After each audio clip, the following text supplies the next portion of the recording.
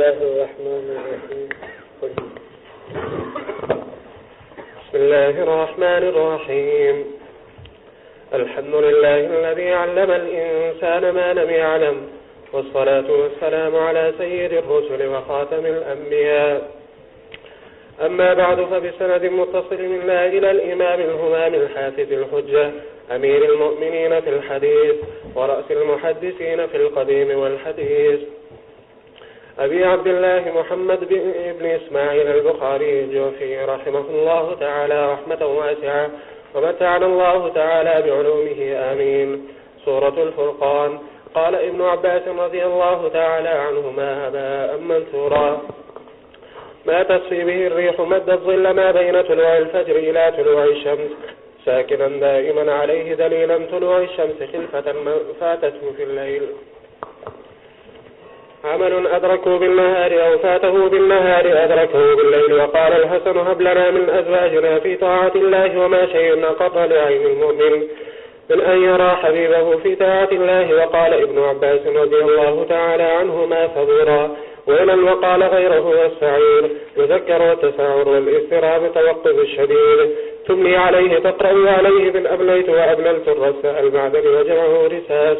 ما يعبأ يقال ما عبأت به شيئا لا يعتد به غراما هلاكا. وقال مجاهد: وعتوتقوا. وقال ابن عيينة: عاتية عتت علي الحزان. باب قوله: الذين يحشرون على وجوههم إلى جهنم أولئك شر مكانا وأضل سبيلا. وبه قال حدثنا عبد الله بن محمد قال حدثنا يونس بن محمد البغدادي قال حدثنا شيبان عن قتادة قال حدثنا أنس بن مالك أن رجلا قال: يا نبي الله، يحشر الكافر على وجهه يوم القيامة. قال: أليس الذي يمشاه على الرجلين في الدنيا قادرا على أن يمشي على وجهه يوم القيامة؟ قال قتادة: بلى وعزة ربنا. باب قوله: والذين لا يدعون مع الله إلها آخر. اس سے بظاہر یہ پتہ چل رہا ہے کہ قیامت کے دن اللہ رب العزت آدمیوں کو جو مجرم ہوں گے چہروں کے بل چلائیں گے. اور جب یہ بات حضرت نبی علیہ السلام سے پوچھی گئی تو آپ نے فرمایا: ہاں، جیسے اللہ رب العزت دنیا میں دو پاؤں سے آدمی کو چلاتے ہیں تو وہ اس پر یقیناً قادر ہے کہ وہ چہرے کے بل چلائیں قیامت کے دن. چنانچہ حضرت قتادہ نے بلا وعزت ربنا کہہ کر اللہ کی اس قدرت پر اپنے ایمان اور اپنے یقین کا اظہار فرمایا ہے. تو یہ وہ بات ہے جو حضرت نبی علیہ السلام نے یہاں کہی ہے. تو کہا جائے گا یقیناً اگر اللہ یہ چاہے تو اللہ رب العزت اس پر قادر ہے. جیسے زبان سے اللہ رب العزت گفتگو کی صلاحیت اور بات کی صلاحیت انسان کو عطا کیے ہوئے ہیں.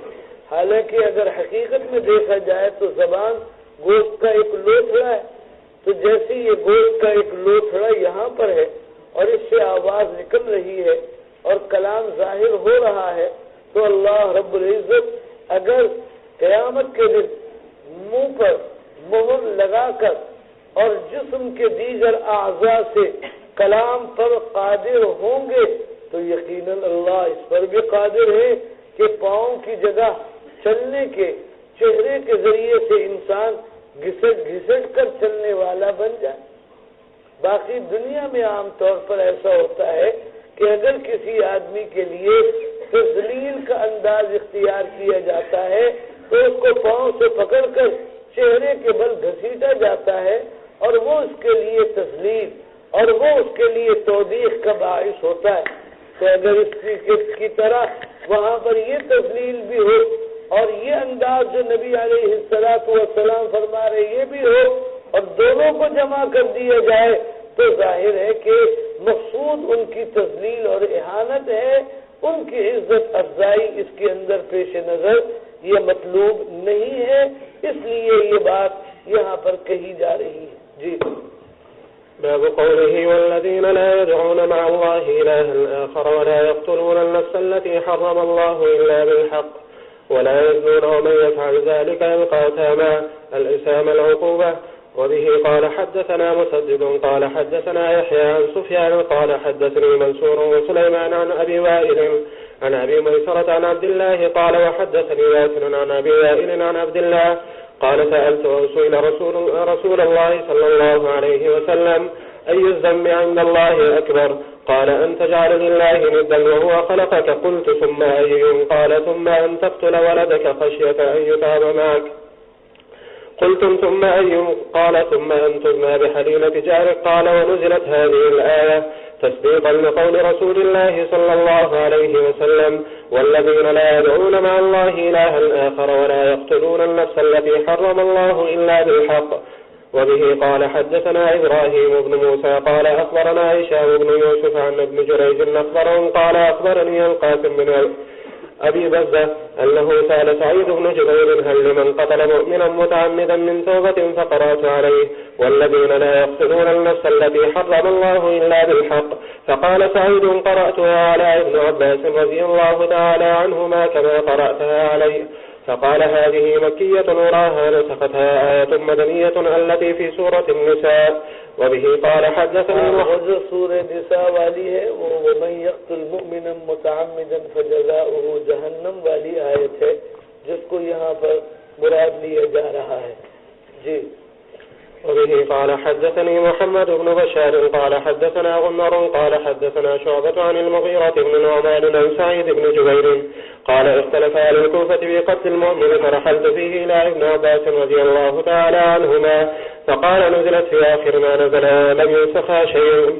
وبه قال حدثنا آدم قال حدثنا شعبة قال حدثنا منصور عن سعيد بن جبير سألت ابن عباس رضي الله تعالى عنهما عن قوله تعالى فجزاؤه جهنم قال لا توبة له وعن قوله جل ذكره ولا يدعون مع الله إلها آخر قال كانت هذه في الجاهلية باب قوله يضاعف له العذاب يوم القيامة ويخلد فيه مهانا. وبه قال حدثنا سعد بن حفص قال حدثنا شيبان عن منصور عن سعيد بن جبير قال قال ابن عباس سئل ابن عباس رضي الله تعالى عنهما عن قوله تعالى ومن يقتل مؤمنا متعمدا فجزاؤه جهنم وقوله والذين لا يقتلون النفس التي حرم الله إلا بالحق حتى بلغ إلا من تاب فسألته فقال لما نزلت قال أهل مكة فقد عدلنا بالله وقتل النفس التي حرم الله إلا بالحق وآتينا الفواحش فأنزل الله إلا من تاب وآمن وعمل صالحا إلى قوله غفورا رحيما. باب قوله إلا من تاب وآمن وعمل صالحا فأولئك يبدل الله سيئاتهم حسنات وكان الله غفورا رحيما. وبه قال حدثنا عبدان أخبرنا أبي عن شعبة عن منصور عن سعيد بن جبير قال أمرني عبد الرحمن بن أبزة أن أسأل ابن عباس رضي الله تعالى عنهما عن هاتين الآيتين ومن يقتل مؤمنا متعمدا فسألته فقال لم ينسخ شيء وعن والذين لا يدعون مع الله إلها آخر قال نزلت في أهل الشرك بعد قوله فسوف يكون لزاما هلكت. وبه قال حدثنا عمر بن حفص من غياث قال حدثنا أبي قال حدثنا الأعمش قال حدثنا مسلم عن مسروق قال قال عبد الله خمسة قد نزلنا الدخان والخمر والروم والبطشة واللزام فسوف يكون لزاما هلاكا. سورة الشعراء. وقال مجاهد تعبثون تبنون هزيم يتفتت إذا مس مسحرين المسهورين الليكة والأيكة جمع أيكة وهي جميع الشجر يوم الزلة إذلال العذاب إياهم موزون معلوم كالدود كالجبل لشرزمة طائفة قليلة في الساجدين المصلين. وقال ابن عباس رضي الله تعالى عنهما لعلكم تخلدون كأنكم الرياء يفاء من الأرض وجمعوا رياء وأرياء واحد والرياء مصانع كل بناء فهو مسيعة فرهين مرهين فارهين بمعناه ويقال فارهين هادقين تاسوه أشد الفساد وآسيائس عيسا الجبلة والخلق جبل خلق ومنه جبلا يعني الخلق.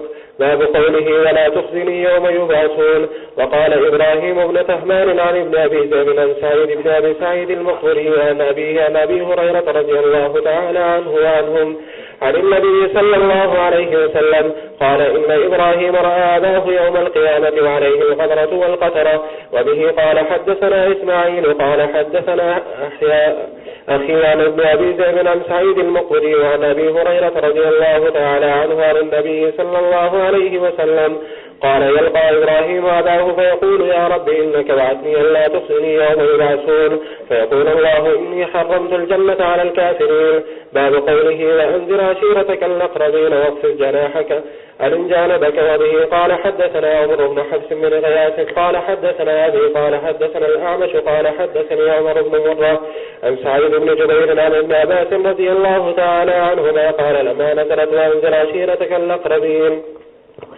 صعد النبي صلى الله عليه وسلم على الصفا فجعل ينادي يا بني عدي لبطون قريش حتى اجتمعوا. فجعل الرجل إذا لم يستطيع أن يخرج أرسل رسولا لينذر ما هو.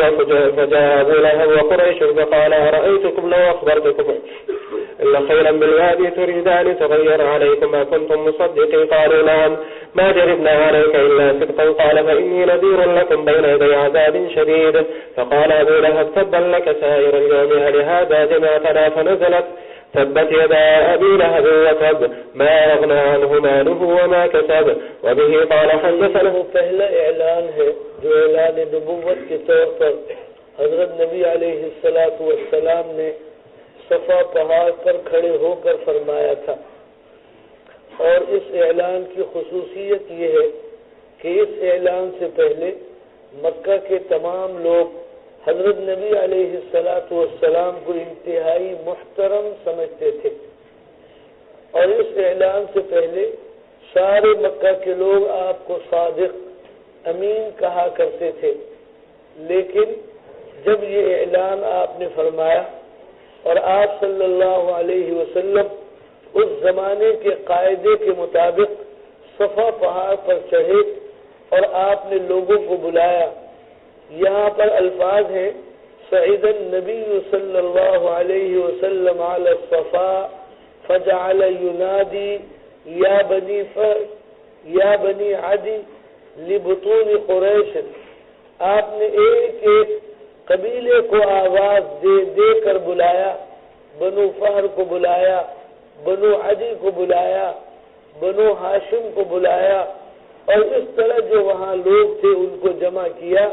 وہ سارے جمع ہو گئے. یہاں پر آواز دینے کا ذکر ہے.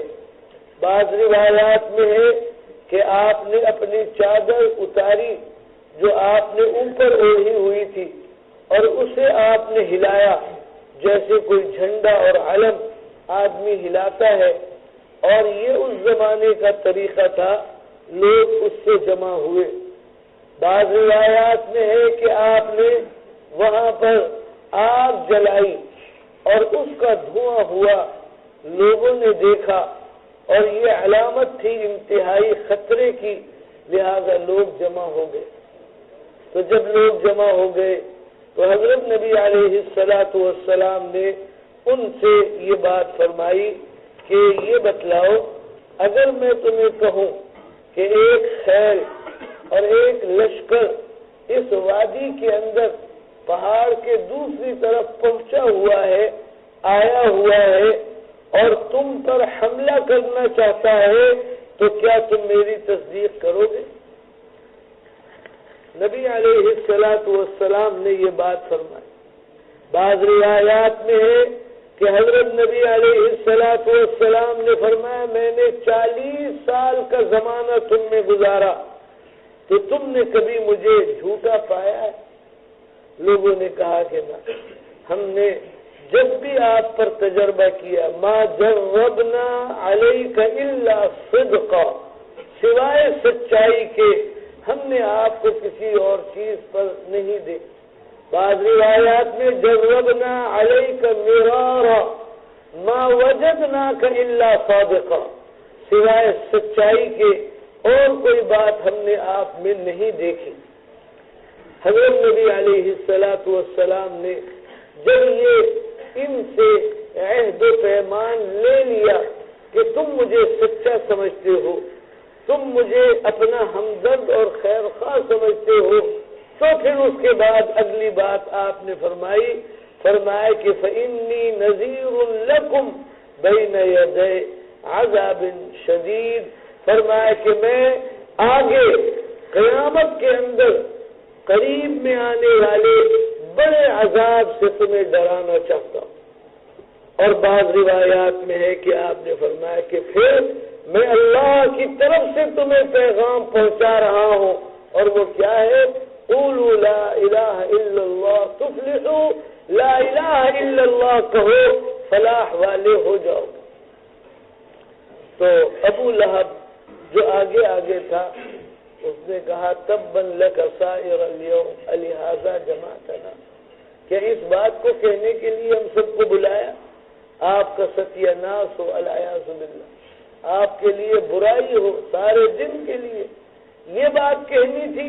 ہم سمجھے کوئی بہت بڑا قومی کام اور کوئی بہت بڑا مسئلہ، قومی مسئلہ پیش آ گیا ہے جو آپ سارے قبیلوں کو جمع کر رہے ہیں، اور یہاں پر آ کر کھڑے ہوئے ہیں جو اس طرح کے خطرے کے موقع پر یہاں جمع ہونے کا اہتمام جہاں کیا جاتا ہے، کیا اس بات کے لیے آپ نے ہمیں بلایا؟ نبی علیہ الصلوۃ والسلام کی آج کے بعد مخالفت اب شروع کر دی گئی۔ وہ نبی علیہ الصلوۃ والسلام جن کو صادق، جن کو امین کہا جاتا تھا، جن کی سچائی اور جن کی صداقت کی تعریفیں کی جاتی تھی، اور جن کی امانت اور دیانت کو اعلیٰ اور عمدہ قرار دیا جاتا تھا، جن کے لیے کبھی کسی نے برائی کے الفاظ استعمال نہیں کیے تھے، آج کے بعد نبی علیہ الصلوۃ والسلام کے لیے اس طرح کی مخالفت والی باتیں اور مخالفت والے الفاظ استعمال ہونے شروع ہوئے، اور پھر یہ سلسلہ آگے چلتا چلا گیا، یہاں تک کہ آپ کو ساحر کہا گیا، کاہن کہا گیا، مجنون کہا گیا، جھوٹا کہا گیا۔ یہ سارے الزامات نبی علیہ الصلوۃ والسلام پر لگائے گئے، لیکن ظاہر ہے کہ اللہ کے نبی نہ ساحر تھے، نہ کاہن تھے، نہ کاذب تھے، نہ مجنون تھے، بلکہ اللہ نے انہیں پیغام دے کر بھیجا تھا، اور انذر عشیرتک الاقربین یبلغ ما انزل الیک من ربک، آپ کو حکم دیا گیا تھا، اور اس حکم کی تعمیل میں نبی علیہ الصلوۃ والسلام ساری جگہوں پر جاتے رہے، لوگوں کو دین کی تبلیغ اور تعلیم دیتے رہے۔ چنانچہ اللہ نے آپ کی اس تبلیغ کو پھر قبول فرمایا۔ وہی نبی علیہ الصلوۃ والسلام جو آج صفا پہاڑ پر کھڑے ہیں اور لوگ آپ کی مخالفت کر رہے ہیں، وہی نبی علیہ الصلوۃ والسلام ہے کہ پھر فاتحانہ شان سے مکہ میں داخل ہو رہے ہیں، اور اللہ نے آپ کو جزیرۃ العرب کی حکمرانی اور اس کا سرنگو ہونا آپ کے سامنے ظاہر فرمایا، اور اس طرح سے اللہ نے آپ کو عزت اور اللہ نے غلبہ عطا فرما دیا۔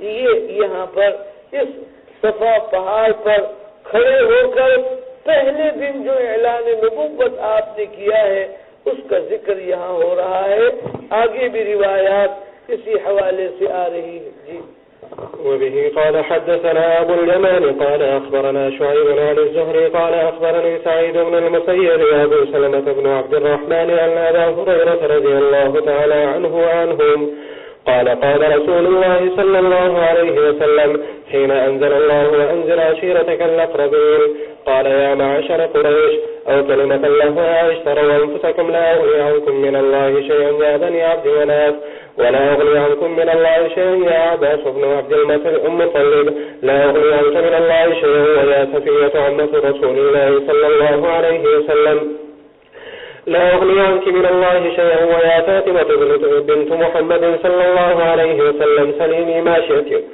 مما لا أغني عنك من الله شيئا تابعه اسمه عن ابن وهب عن يونس عن ابن شهاب سورة النمل الخباء ما خبأت لا قبل لهم لا طاقة الصرح كل ملاك اتخذ من القوارير والصرح وجماعته صروح. وقال ابن عباس رضي الله تعالى عنهما: ولها عرش عظيم سرير كريم حسن الصلاة وغلاء الثمن، مسلمين طائعين، ردف اقترب جامدة قائمة أوزعني اجعلني. وقال مجاهد: نكروا وغيروا وأوتينا العلم.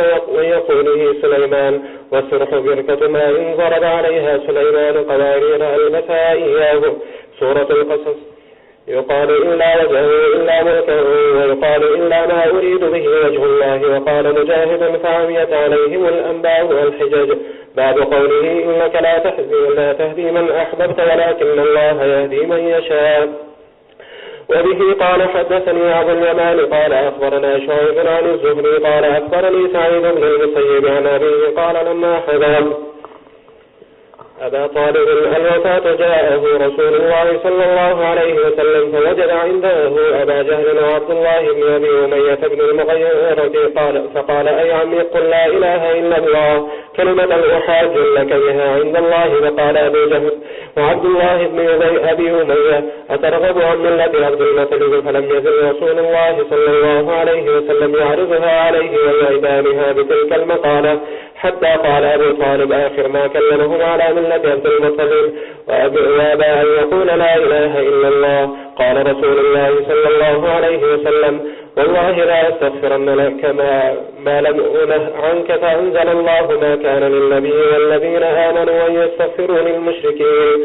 وأنزل الله في أبي طالب فقال لرسول الله صلى الله عليه وسلم: إنك لا تهدي من أحببت ولكن الله يهدي من يشاء. وقال ابن عباس رضي الله تعالى عنهما: أولي القوة لا يرفعها العصبة من الرجال، لتنوء صق فارغ إلا من ذكر موسى الفرحين المرحين قسيه اتبعي أثره. وقد يكون أن يقص الكلام. نحن نقص عليك عن جنب عن باب وعن جنابة واحد وعن اجتناب أيضا نبتش ونبتش. يعتبرون يتشاورون العدوان والعداء وتعدي واحد. أنس أبصر الجزوزة قطعة غليظة من الخشب ليس فيها لهب والشهاب فيها لهب والحيات أجناس الجان والأفاعي والأساود ردا معينا. قال ابن عباس رضي الله تعالى عنهما: يصدقني. وقال غيره: سنعينك كلما غضبت شيئا فقد جعلت له وزا مقبوحين مهلكين. وصلنا بيناه وأتمناه يجلب بترة أشرف في أمها رسولا أم القرى مكة. وما هولها تكن تخفى أكنمت الشيء وخفية وكنمته خفية أظهرته. ويكأن الله مثل ألم ترى أن الله يبسط الرزق لمن يشاء ويقدر يوسع عليه ويضيق عليه. باب قوله تعالى: إن الذي فرض عليك القرآن. وبه قال حدثنا محمد بن مقاتل قال أخبرنا يعلى قال حدثنا سفيان الأسفري عن إكرمة عن ابن عباس رضي الله تعالى عنهما: لردوك إلى معاد قال إلى مكة. سورة العنكبوت. قال مجاهد: وكانوا مستبصرين جلة فليعلمن الله علم الله ذلك إنما هي بمنزلة فليميز الله كقوله ليميز الله الخبيثات قال مع أثقالهم أوزارهم.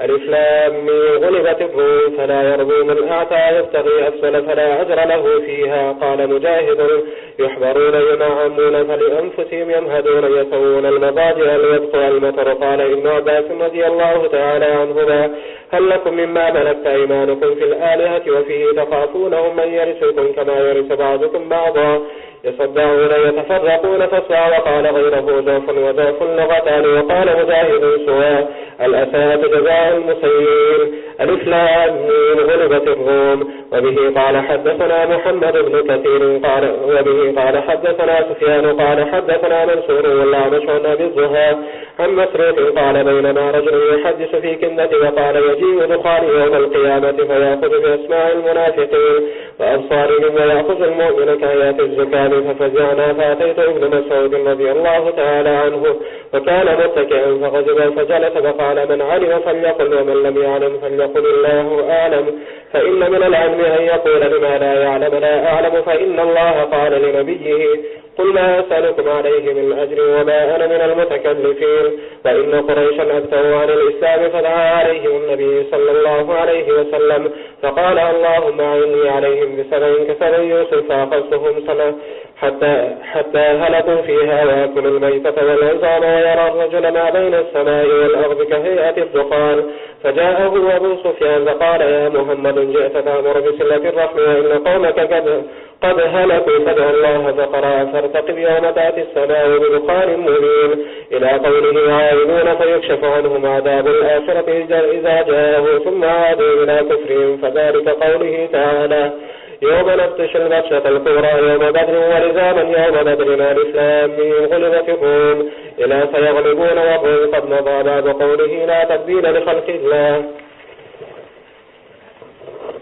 لدين الله خلق الأولين دين والفطرة الإسلام. وبه قال حدثنا عبدان قال أخبرنا عبد الله قال أخبرنا يونس عن الزهري قال أخبرني أبو سلمة بن عبد الرحمن أن أبا هريرة رضي الله تعالى عنهم قال رسول الله صلى الله عليه وسلم ما من مولود إلا يولد على الفطرة فأبواه يهودانه أو ينصرانه أو يمجسانه كما تنتج بهيمة جمعاء تحسون فيها من جدعاء ثم يقول فطرة الله التي فطر الناس عليها لا تبديل لخلق الله ذلك الدين القيم.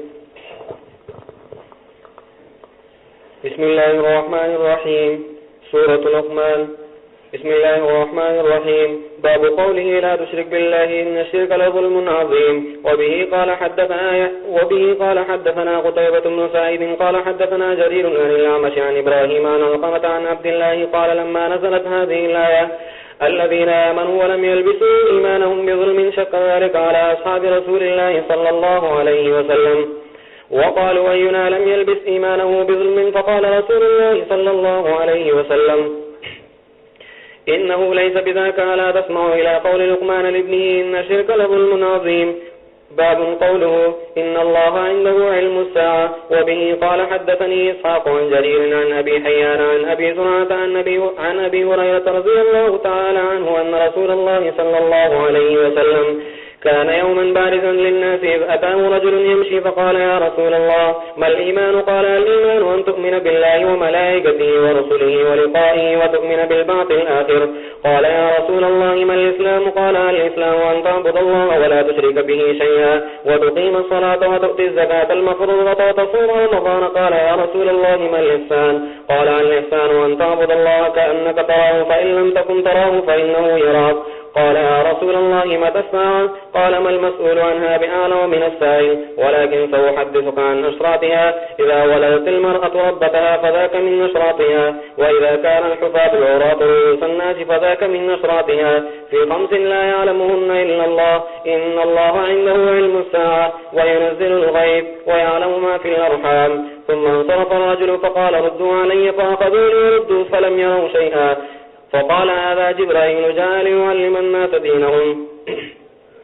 وبه قال حدثنا يحيى بن سليمان قال حدثني ابن وهب قال حدثني عمر بن محمد بن زيد بن عبد الله بن عمر رضي الله تعالى عنهما أن أباه حدثه أن عبد الله بن عمر رضي الله تعالى عنهما قال النبي صلى الله عليه وسلم مفتاح الغيب 5 ثم قرأ إن الله عنده علم الساعة. سورة تنزيل السجدة. بسم الله الرحمن الرحيم. وقال مجاهد مهين ضعيف نطفة الرجل غللنا علكنا. وقال ابن عباس إن الجرز التي لا تمطر إلا مطرا لا يغني عنها شيئا نهد نبينه. باب قوله فلا تعلم نفس ما أوفي لهم. وبه قال حدثنا علي بن عبد الله قال حدثنا سفيان عن أبي الزناد عن الأعرج عن أبي هريرة رضي الله تعالى عنه وعنهم عن رسول الله صلى الله عليه وسلم قال الله تبارك وتعالى أعددت لعبادي الصالحين ما لا عين رأت ولا أذن سمعت ولا خطر على قلب بشر. قال أبو هريرة رضي الله تعالى عنه اقرأوا إن شئتم فلا تعلم نفس ما أوفي لهم من قرة أعين. قال وحدثنا سفيان قال حدثنا أبو الزناد عن الأعرج عن أبي هريرة رضي الله تعالى عنه قال الله مثله. قيل لسفيان رواية قال فأي شيء؟ قال أبو معاوية عن الأعمش عن أبي صالح قال أبو هريرة رضي الله تعالى عنه قرة. وبه قال حدثني إسحاق بن نصر قال حدثنا أبو أسامة عن الأعمش قال حدثنا أبو صالح عن أبي هريرة رضي الله تعالى عنه عن النبي صلى الله عليه وسلم يقول الله أعددت لعبادي الصالحين ما لا عين رأت ولا أذن سمعت ولا خطر على قلب بشر زخرا من بله ما أتلعتم عليه ثم قرأ فلا تعلم نفس ما أخفي لهم من قرة أعين جزاء بما كانوا يعملون.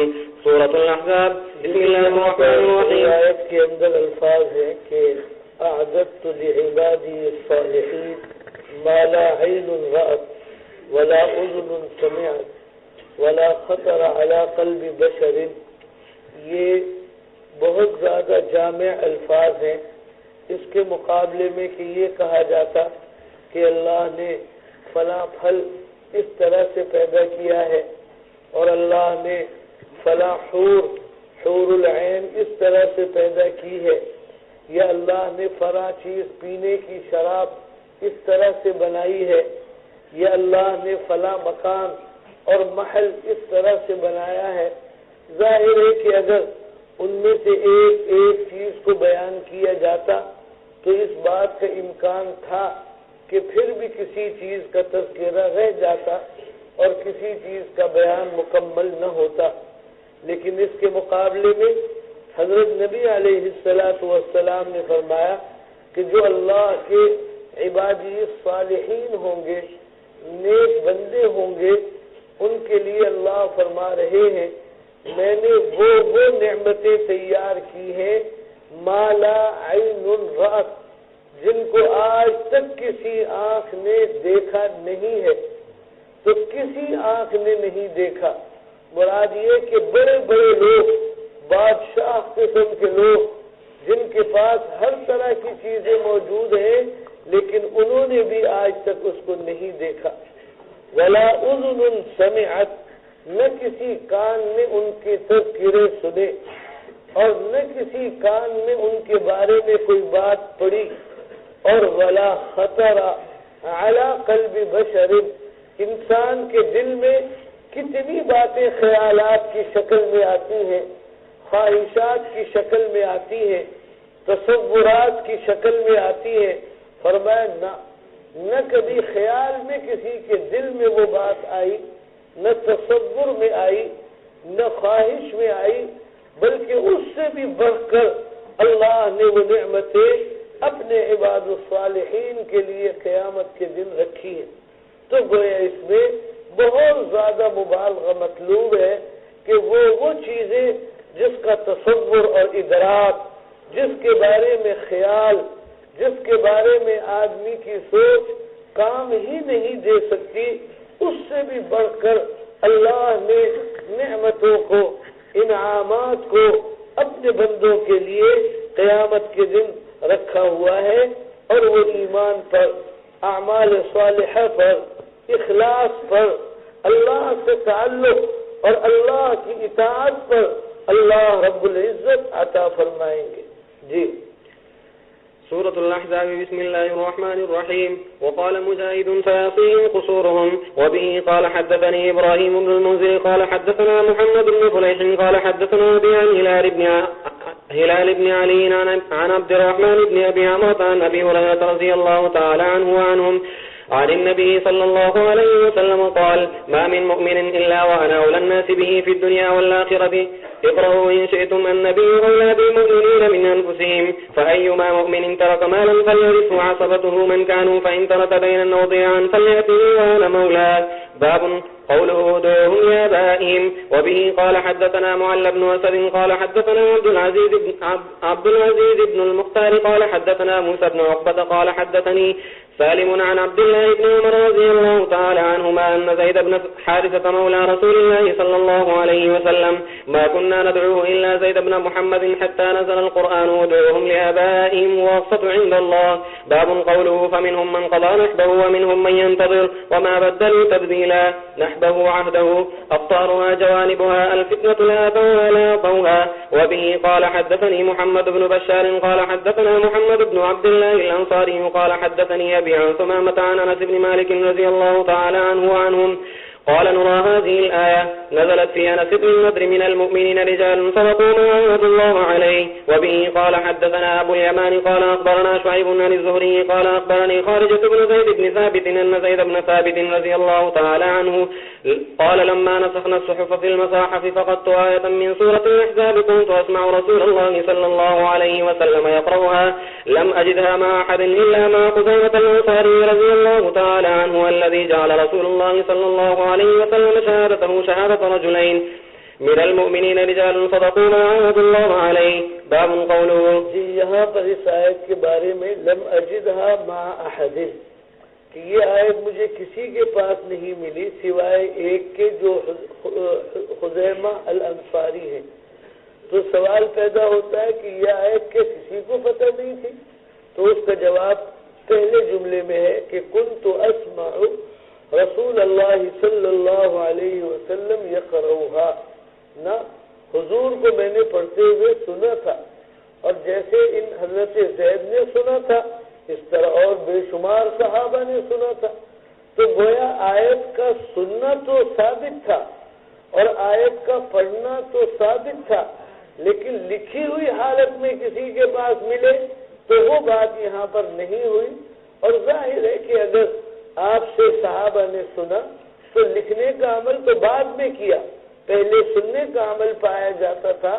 لہذا یہ وہم کرنا کہ پتہ نہیں یہ قرآن کا حصہ ہے یا نہیں ہے اس لیے کہ فقط ایک صحابی کے پاس یہ آیت ملی ہے کہا جائے گا نہیں.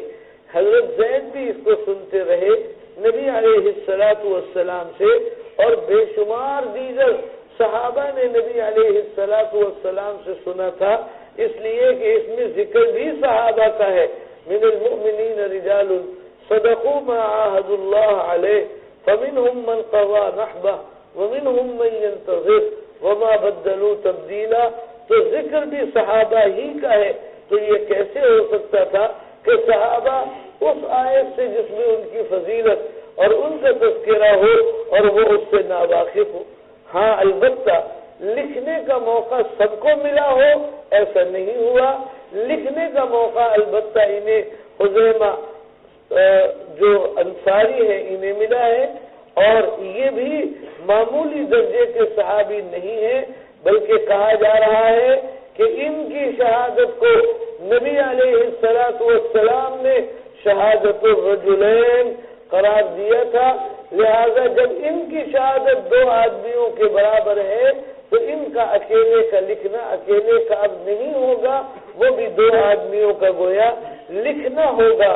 اور اس کے نتیجے میں پھر اس آیت کو لے کر انہوں نے اسے قرآن کریم میں شامل فرمایا، اور تمام صحابہ کا اس پر اتفاق تھا، اس لیے آج تک یہ آیت قرآن کریم کا حصہ ہے. جی باب قوله قل لأزواجك إن كنتن تردن الحياة الدنيا وزينتها فتعالين ومتعكن وسرحكن سراحا جميلا. التبرج أن تخرج محاسنها سنة الله استنها جعلها. وبه قال حدثنا أبو اليمان قال أخبرنا شعيب عن الزهري قال أخبرني أبو سلمة بن عبد الرحمن أن عائشة زوج النبي صلى الله عليه وسلم أخبرته أن رسول الله صلى الله عليه وسلم جاء حين أمر الله أن يخير أزواجه فبدأ بي رسول الله صلى الله عليه وسلم فقال إني ذاكر لك أمرا فلا عليك أن تستعجلي حتى تستأذني أبويك وقد علم أن أبوي لم يكونا يأمراني بفراقه. قال ثم قال إن الله قال يا أيها النبي قل لأزواجك إلى تمام الآيتين فقلت له ففي أي هذا أستأمر أبوي فإني أريد الله ورسوله والدار الآخرة. باب قوله وإن كنتم تردن الله ورسوله. یہ ازواج مطہرات کا واقعہ پیش آیا ہے کہ یہ آپس میں متفق ہوئی. ان کو عورتوں کا یہ ہوتا ہے کہ ان کے پاس اور عورتیں آتی ہیں اور گھر میں بیویوں کا اور عورتوں کا دماغ خراب کرتی ہیں. تو ازواج مطہرات کے پاس بھی بعض عورتیں آئیں، کہا کہ تم مل کر حضور سے مطالبہ کیوں نہیں کرتی کہ تمہیں اتنے کپڑے دیا کریں، اتنا خرچہ دیا کریں، اتنا ساز و سامان دیا کریں. یہ تو ہر شوہر کا حق ہے، جاؤ جا کر حضور سے بات کرو. چنانچہ انہوں نے حضور سے بات کی. آپ غم زدہ ہوئے کہ کیا یہ چیزیں ہمیں یہاں پر فراہم کرنی ہے اور کیا ان باتوں میں ہمیں مبتلا ہونا ہے. تو اس پر آیات نازل ہوئی کہ آپ کہہ دیجئے ان سے کہ اگر ان کو یہی سب کچھ چاہیے تو فتعالین امتعکن واسرحکن سراحا جمیلا، تو ٹھیک ہے، آج سے فیصلہ ہو جائے کہ میں الگ ہوں تم الگ ہو، پھر ہمارا تم سے کوئی تعلق نہیں۔ تو آپ نے پھر اس آیت کے نزول کے بعد ہر اپنی زوجہ محترمہ کو بلایا اور اس سے کہا کہ دیکھو سوچ لو، اگر میرے ساتھ رہنا ہے تو میرے ساتھ سوچ سمجھ کر رہنے کا فیصلہ کرو، اور اگر مال و اسباب چاہیے تو میں تم کو الگ کر دیتا ہوں، پھر جن لوگوں کے پاس مال و اسباب ہیں ان سے جا کے نکاح کر لو۔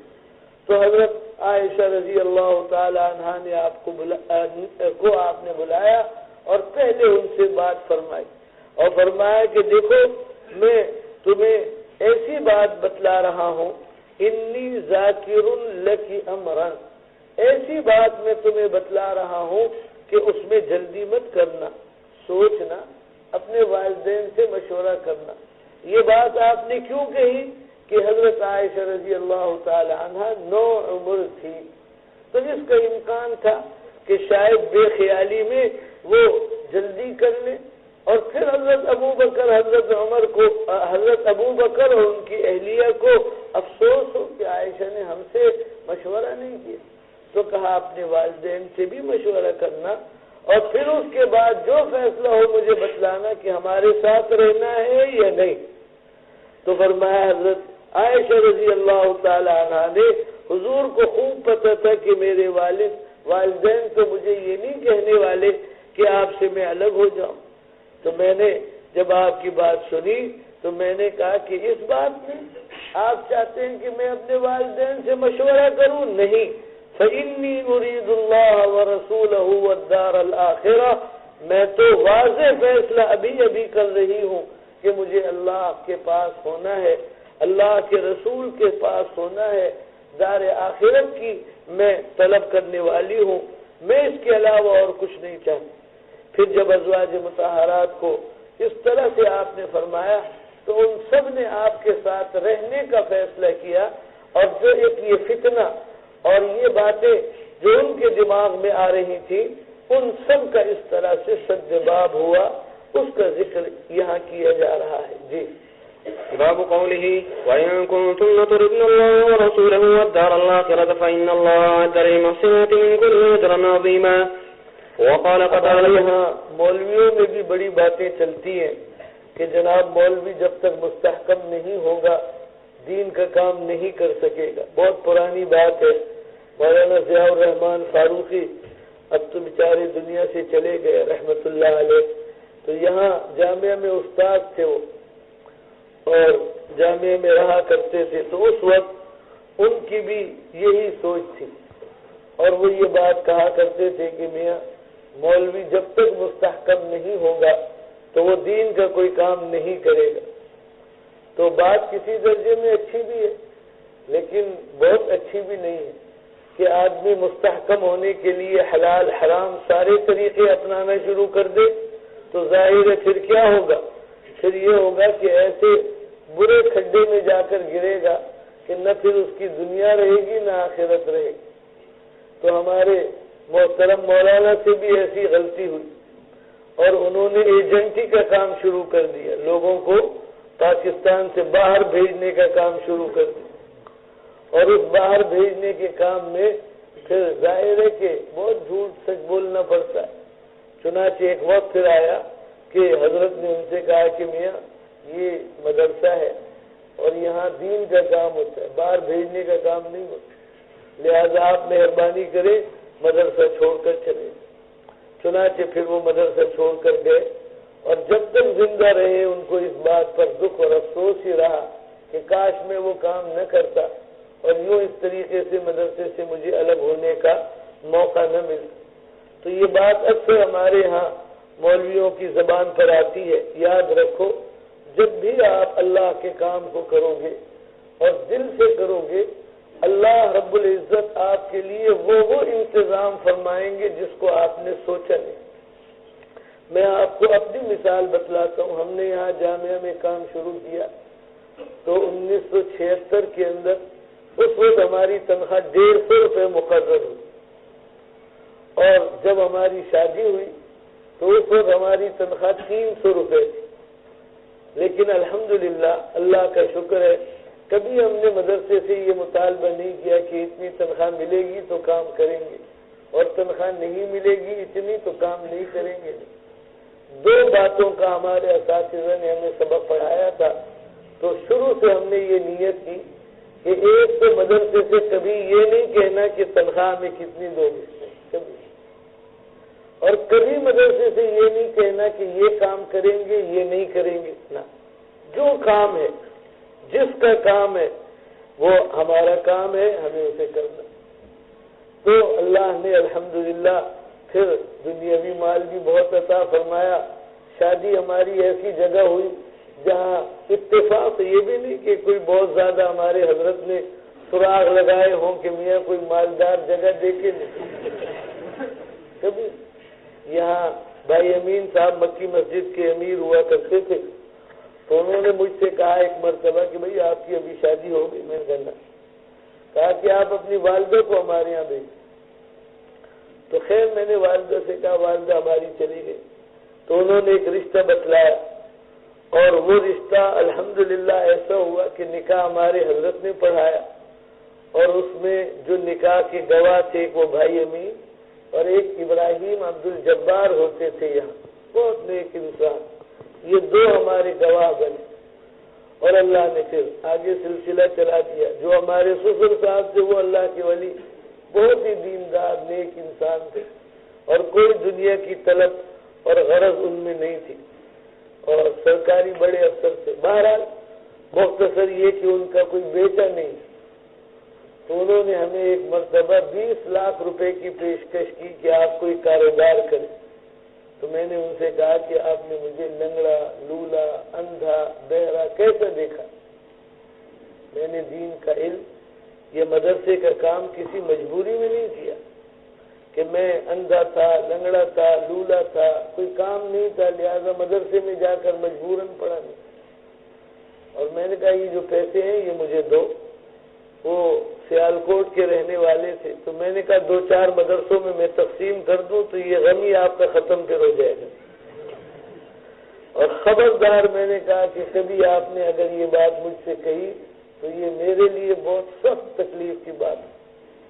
اللہ کی شان، کچھ سال بعد ان کا انتقال ہو گیا، وہ پیسے ہمیں ویسے ہی مل گئے بغیر کسی مطالبے اور خواہش۔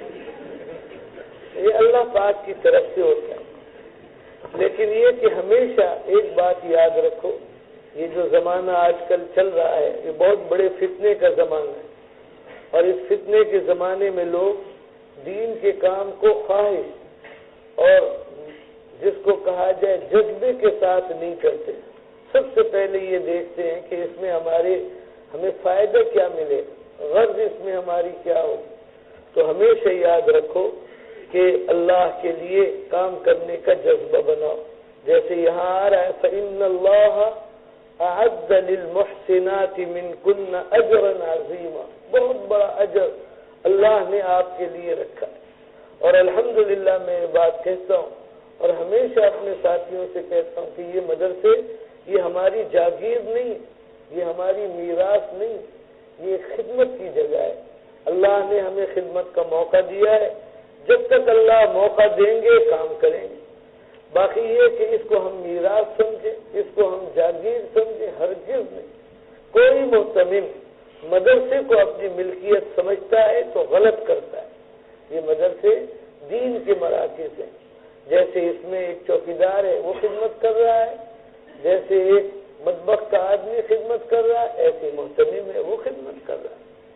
باقی اس کو ہمیشہ اللہ رب العزت سے منسوب جگہ سمجھنا چاہیے، اور اس میں خدمت کا جذبہ رکھ کر کام کرنا چاہیے۔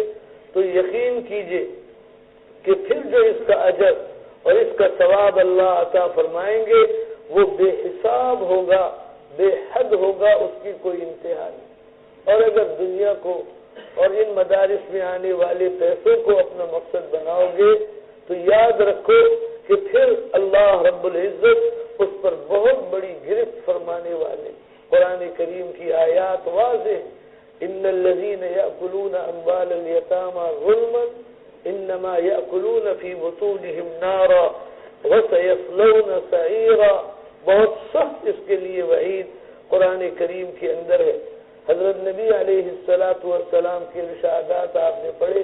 فرمایا کہ میں راستے پر چلتا ہوں اور مجھے کھجور پڑی ہوئی ملتی ہے اور میں اس کو اٹھا لیتا ہوں، لیکن مجھے اندیشہ ہوتا ہے کہ کہیں یہ صدقے کی نہ ہو تو میں پھر اس کو استعمال نہیں کرتا.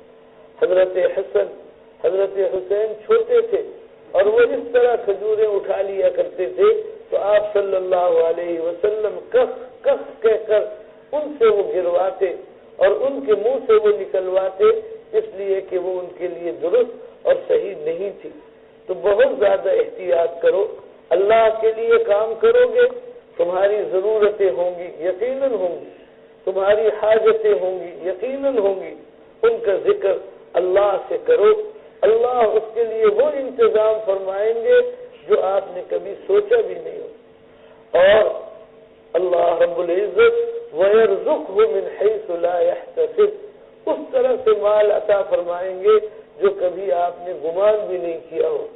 لیکن نگاہ دین کے حوالے سے کہ دین ذریعہ بنے پیسے کے لیے، دین ذریعہ بنے کمائی کے لیے، دین ذریعہ بنے یوں آمدنی کے لیے، یہ نہیں ہونا چاہیے.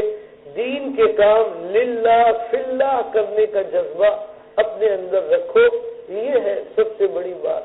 اور جب للہ فی اللہ دین کا کام ہو تو ایسے نہیں کہ وہ بس نام کے لیے ہو، نا ظاہر میں نظر آ رہا ہو کہ آپ کی سب سے بڑی فکر اور آپ کی سب سے بڑی طرف وہ دین کا کام ہے، یہ نظر آ رہا ہو اور محسوس ہو رہا ہو، تب ہے مزے کی بات.